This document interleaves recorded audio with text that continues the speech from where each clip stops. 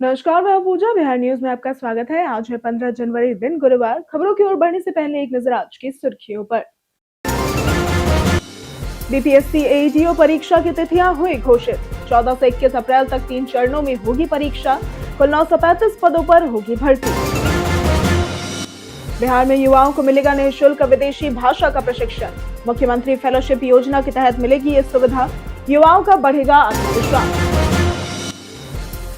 मुंबई में होगा बिहार भवन का निर्माण। सभी विभिन्न कार्यों के लिए स्थायी भवन होगा उपलब्ध।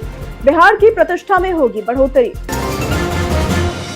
अब घर बैठे करें फार्मर आईडी के लिए आवेदन। 21 जनवरी तक विशेष कैंप हो गया आयोजित।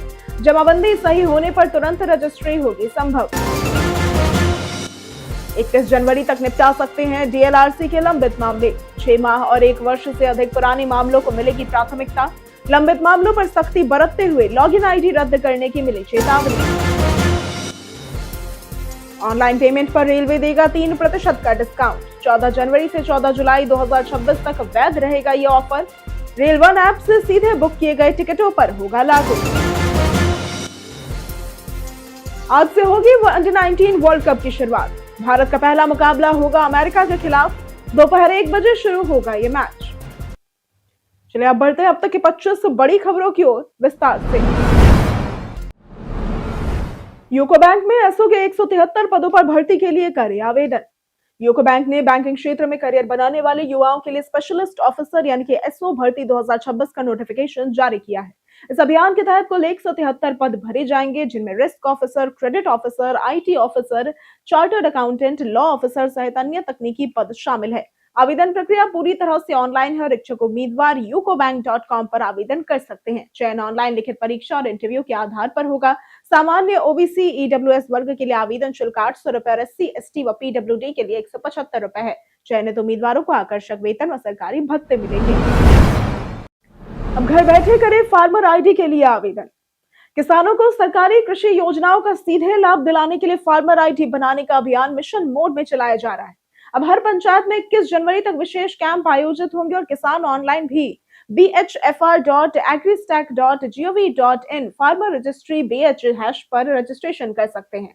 जमाबंदी सही होने पर सीएससी व वसुधा केंद्र पर तुरंत रजिस्ट्री संभव है। डीएम डॉक्टर त्यागराजन एसएम ने कहा कि फार्मर आईडी भविष्य की सभी कृषि व कल्याण योजनाओं का लाभ, समय पर सहायता और पारदर्शिता सुनिश्चित करती है। किसान हेल्पलाइन के लिए 1800-180-1551 कृषि व 1800-34562115 राजस्व पर भी मदद ले सकते हैं। मुंबई में होगा बिहार भवन का निर्माण। बिहार सरकार के मंत्रिमंडल सचिवालय विभाग ने 13 जनवरी 2026 को मुंबई में बिहार भवन के निर्माण के लिए 314.20 करोड़ की प्रशासनिक स्वीकृति दी है। ये परियोजना बिहार की पहचान को मुंबई में मजबूती देने और राज्य का प्रतिनिधित्व बढ़ाने के उद्देश्य से की जा रही है। बिहार भवन के निर्माण से राज्य के विभिन्न सांस्कृतिक, सामाजिक और आर्थिक कार्यक्रमों के आयोजन के लिए एक स्थायी स्थल उपलब्ध होगा। सरकार ने इस परियोजना को तेजी से शुरू करने और समयबद्ध पूरा करने के लिए आवश्यक कदम उठाने का निर्णय लिया है। ये कदम बिहार की प्रतिष्ठा को बढ़ाने में महत्वपूर्ण भूमिका निभाएगा। बीपीएससी एईडीओ परीक्षा की तिथियां हुई घोषित। बिहार लोक सेवा आयोग यानी कि बीपीएससी ने सहायक शिक्षा विकास पदाधिकारी यानी कि एईडीओ भर्ती परीक्षा की नई तिथियों की घोषणा कर दी है। यह परीक्षा अब 14 से 21 अप्रैल 2026 के बीच 3 चरणों में आयोजित होगी। पहले यह परीक्षा जनवरी 2026 में होनी थी, जिसे अपरिहार्य कारणों से स्थगित किया गया था। भर्ती के तहत कुल 935 पद भरे जाएंगे, जिनके लिए रिकॉर्ड 9.7 लाख आवेदन प्राप्त हुए हैं। चयन केवल लिखित परीक्षा के आधार पर होगा, इंटरव्यू नहीं होगा। परीक्षा ऑब्जेक्टिव टाइप होगी और नेगेटिव मार्किंग लागू रहेगी। वेतनमान स्तर 5 के तहत 29,200 रुपए प्रति माह होगा।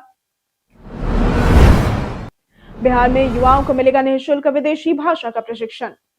बिहार सरकार मुख्यमंत्री नीतीश कुमार के नेतृत्व में युवाओं के सर्वांगीण विकास के लिए लगातार प्रयासरत है। हाल ही में कैबिनेट द्वारा मुख्यमंत्री फेलोशिप योजना शुरू कर युवाओं को नए रोजगार अवसर दिए गए हैं।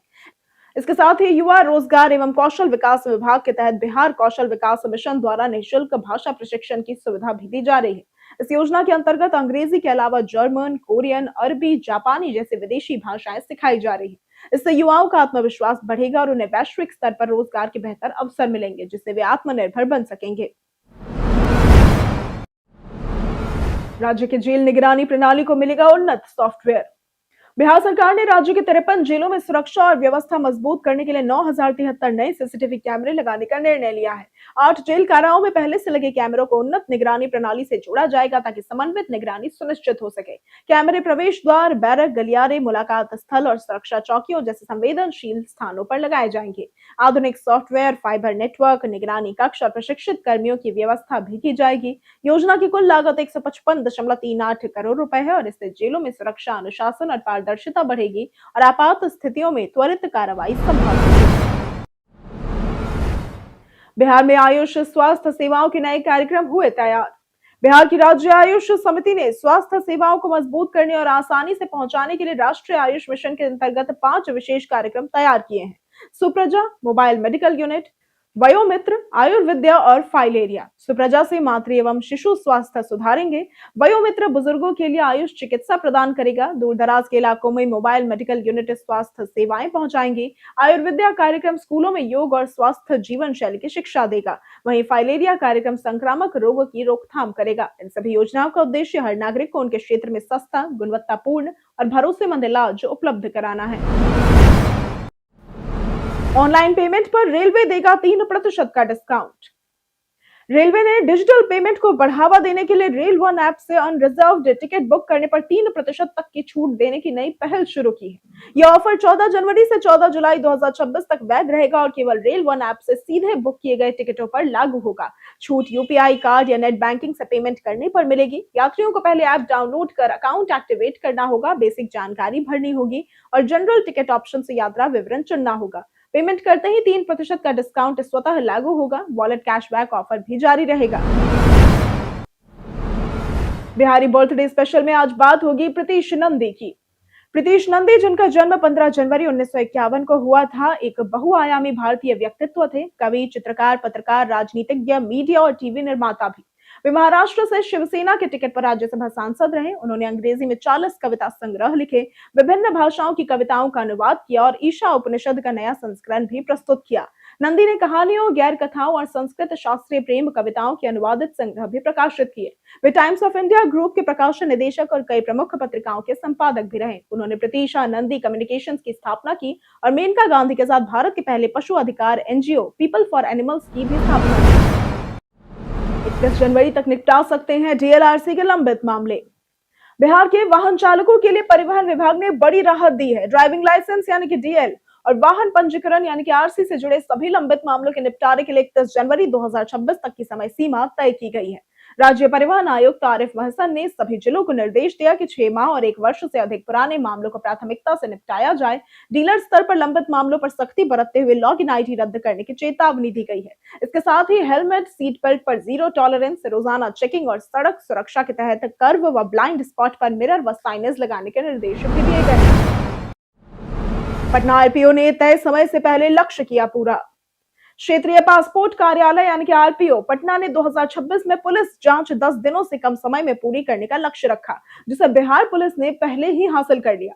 दिसंबर 2025 में औसतन 9 दिनों में रिपोर्ट पासपोर्ट कार्यालय को भेजी गई। 95% रिपोर्ट 15 दिन में पूरी हुई।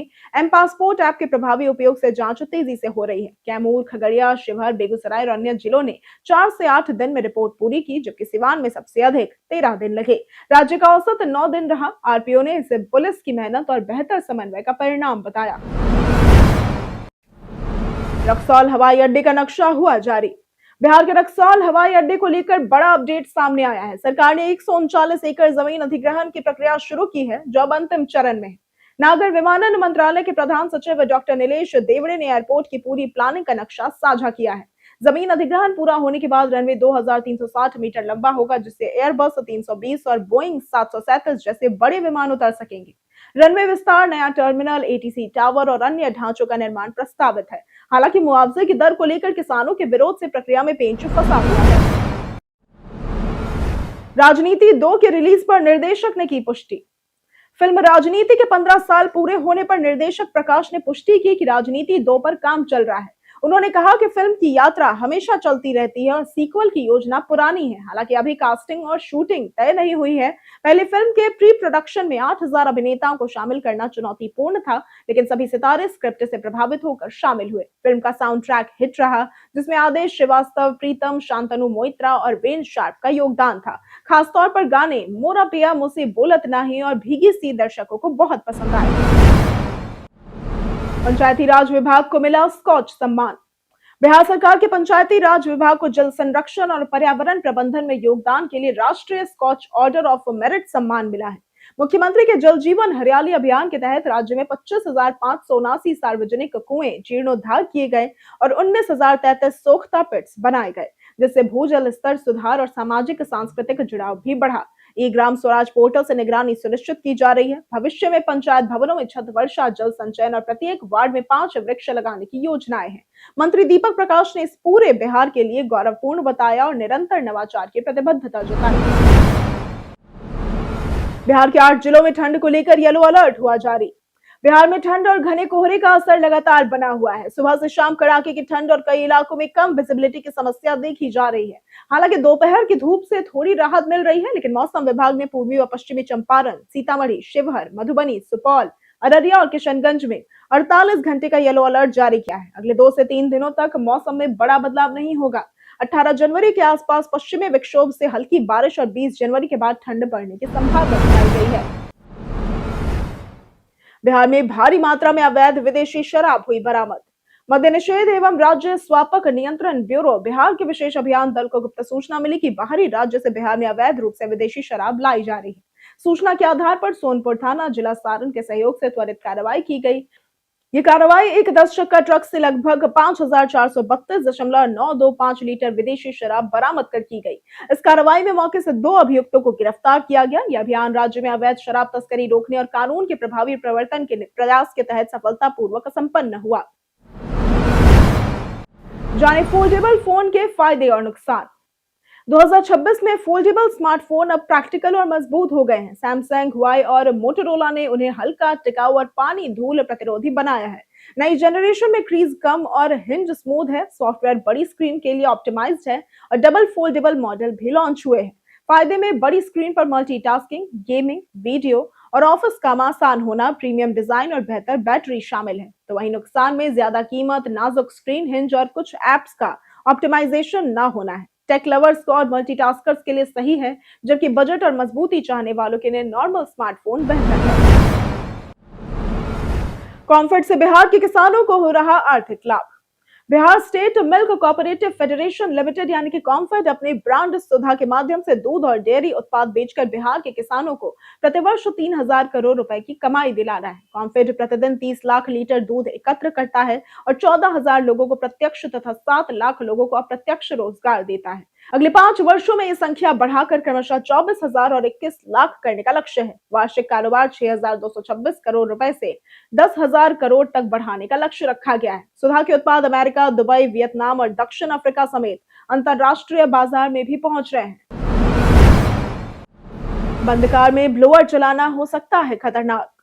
आजकल पर्सनल कार रोजमर्रा की जरूरत बन चुकी है और सर्दियों में ब्लोअर का इस्तेमाल आम बात है, लेकिन बंद कार में लंबे समय तक ब्लोअर चलाना गंभीर खतरा पैदा कर सकता है। इससे ऑक्सीजन कम होती है और कार्बन डाइऑक्साइड बढ़ती है, जिससे घुटन, चक्कर, आंखों में जलन और उलझन जैसी समस्याएं हो सकती है। बच्चों के लिए यह खतरा और भी अधिक है, इसलिए कार के अंदर ब्लोअर चलाते समय सभी शीशे थोड़े खुले रखें, वेंटिलेशन बनाए रखें, लंबे समय तक बंद कार में न बैठे और बच्चों को अकेला बिल्कुल न छोड़े ताकि सुरक्षा बनी रहे।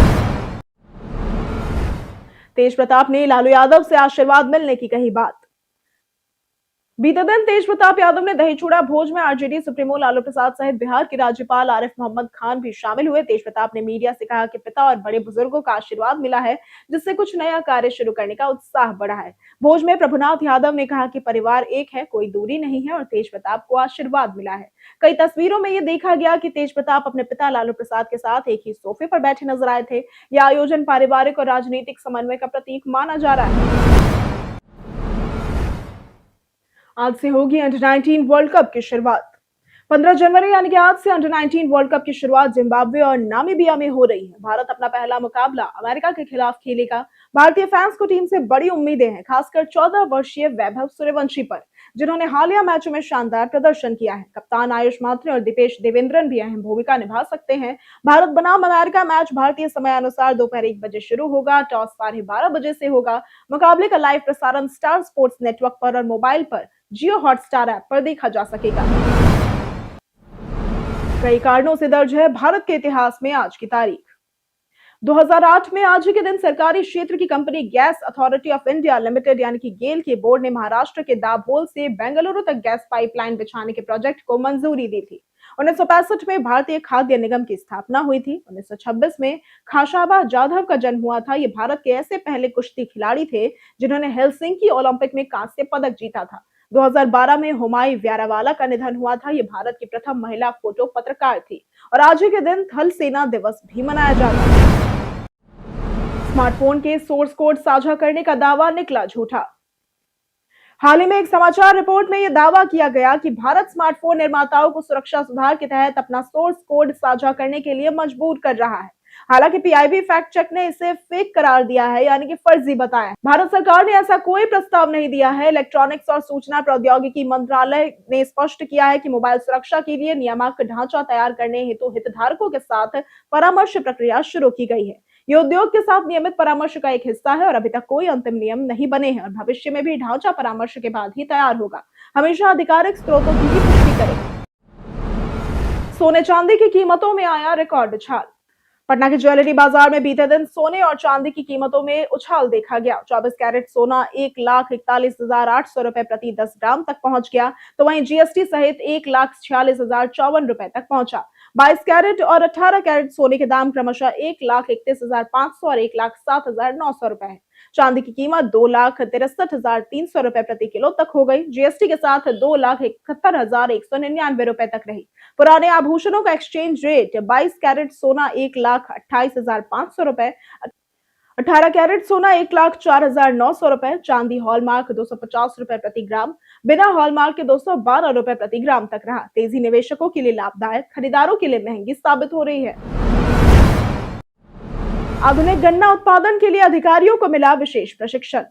बिहार सरकार ने गन्ना उत्पादन को आधुनिक और लाभकारी बनाने के लिए अधिकारियों और चीनी मिल कर्मचारियों के लिए 5 दिवसीय विशेष प्रशिक्षण आयोजित किया, जो भारतीय गन्ना अनुसंधान संस्थान लखनऊ में हुआ। कार्यक्रम में गन्ना उत्पादन, फसल प्रबंधन, मृदा स्वास्थ्य, रैटून प्रबंधन, रोग एवं कीट नियंत्रण और जैविक खेती जैसे आधुनिक तकनीकों पर जानकारी दी गई। प्रतिभागियों को कृषि यंत्रों और गुड़ इकाई का प्रत्यक्ष प्रदर्शन भी दिखाया गया।